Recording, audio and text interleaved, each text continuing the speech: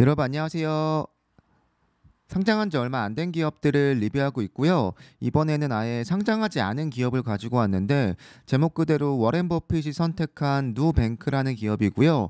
규모로만 따지면 전 세계 7위 정도의 규모가 될 것이라고 예상을 하고요. 핀테크 부분에서 네오뱅크로만 본다면 아마도 전 세계 1, 2위를 다투는 정말로 성장성도 좋고 미래 전망도 좋고 또 제 구독자분들이 대부분 핀테크를 좋아하시는 분들이 많다 보니까 혹시 관심 가지실 만한 분이 계시다면 이 정보를 알아두시면 도움이 될 것 같아서 가지고 와봤습니다.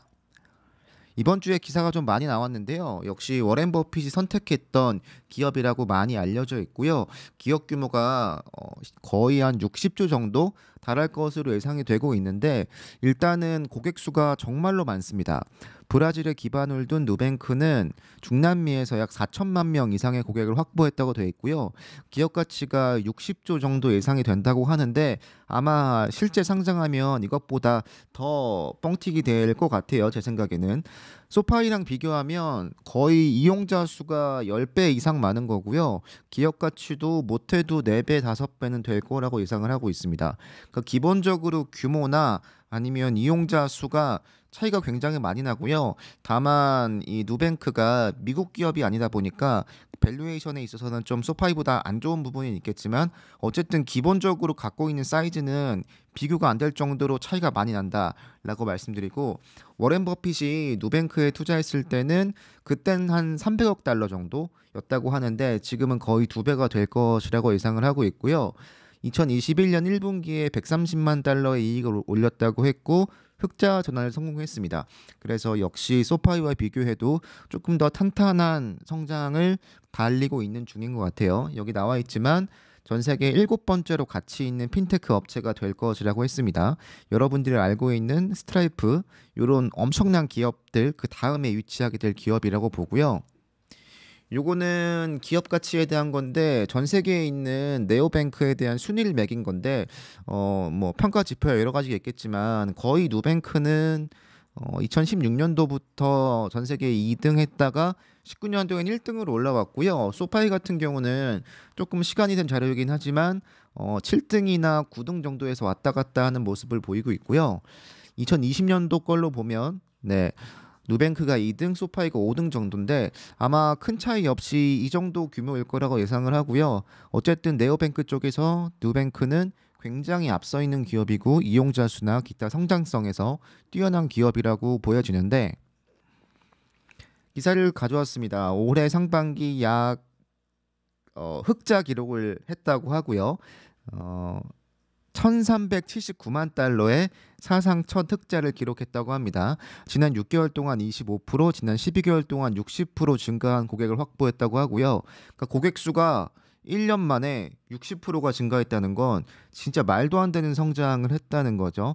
소파이보다도 훨씬 더 큰 성장폭을 보여주는 것 같습니다. 지난 6개월 동안에 카드 결제 금액은 약 2배가 늘었다고 합니다. 그러니까 어마어마하게 빠르게 성장을 하고 있는 기업인데 규모가 큽니다. 규모가 크지만 이 정도 성장을 하고 있다는 게 굉장히 놀라운 거고요.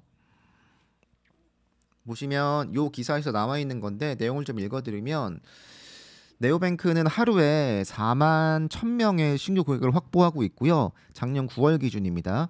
600만 명의 사용자를 추가 등록해서 약 4천만 명에 이뤘다고 하고 있고요. 지금은 아마도 더 훨씬 많이 늘었겠죠. 네, 미국 최대 네오뱅크이자 세계 최대 규모의 네오뱅크인 차인보다도 훨씬 더 많은 고객 수를 갖고 있다고 합니다.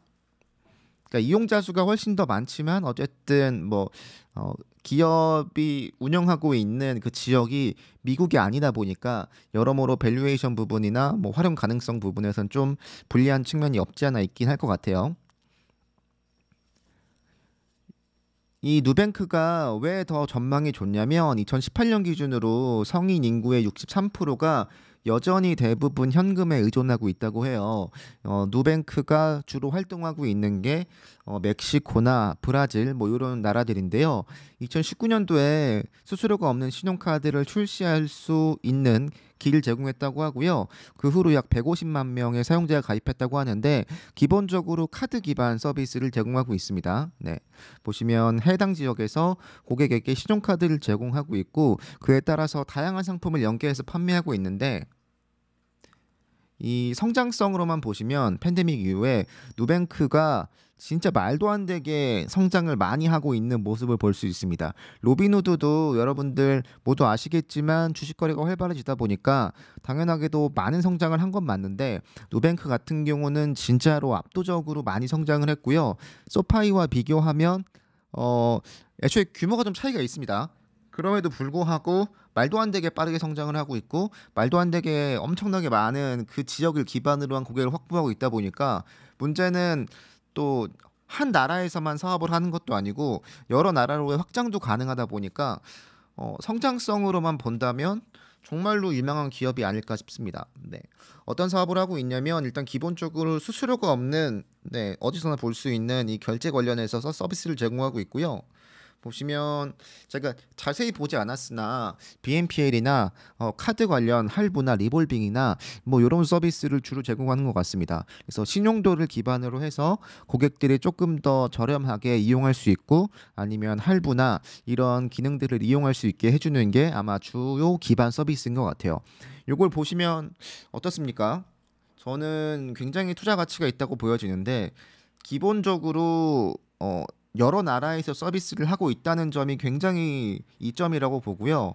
그렇기 때문에 성장 가능성이 확보할 수 있는 고객 숫자가 일단 절대적으로 많다는 게 있고 그럼에도 불구하고 이용자 수가 빠르게 늘고 있습니다. 이게 뭔가 적자를 보면서 사업을 하고 있는 구조가 아니고 이미 어느 정도 궤도에 올라와 있고 흑자를 내고 있다는 거. 올해 흑자를 냈고 아마 앞으로도 계속 흑자를 낼 수 있겠죠. 그렇다 보니까 얼마에 상장할지 모르겠으나 이 기업을 알고 계시고 혹시 매수할 계획이 있으신 분들은 관련 정보를 좀 찾아보시면 도움이 될 것 같습니다. 이제 막 네오뱅크, 그러니까 소파이나 기타 등등 업체들이 주목을 받고 있는데 아마 이쪽에서는 확실히 대장주일 거고요. 왜냐하면 애초에 시총이 워낙 크다 보니까 우리가 알고 있는 스트라이프나 페이팔이나 스퀘어 같은 경우는 사실 네오뱅크라고 부르긴 좀 애매하고 결제 서비스에 치중이 돼 있거나 아니면 각자가 장점으로 하는 서비스가 분명히 있는데 이 누뱅크는 뱅킹을 기반으로 해서 카드 결제를 제공하는 서비스이다 보니까 아무래도 훨씬 더 전망이 좋을 거고 그 지역에서는 압도적으로 1등을 달릴 테니까 뭔가 변동성도 좀 적을 것 같고 저는 이 기업이 얼마에 상장할지 모르겠으나 아마 올해 상장한다면 단언컨대 최고의 핀테크 업체가 상장한다고 볼 수 있고 로빈후드보다도 시총이 높을 건 당연합니다. 그렇다 보니까 뭐 코인베이스, 로빈후드, 소파이 등등을 매수하시거나 매수하실 계획이 있으신 분들은 조금만 기다리시면 훨씬 더 좋다고 평가할 수는 좀 어렵겠으나 성장성 부분에서는 압도적이고 미래 전망도 진짜 좋다라는 걸 알 수 있고 다만 아직 S1 파일이 나오지 않은 것 같아서 이 기업에 대한 자세한 정보를 볼 수는 없습니다. 근데 아마 곧 볼 수 있을 거고 기업에 대한 정보를 조금 더 확인할 수 있을 때 제가 정확한 정보를 알려드리겠습니다. 네, 여러분들 감사합니다. 일단 여기서 마치겠습니다.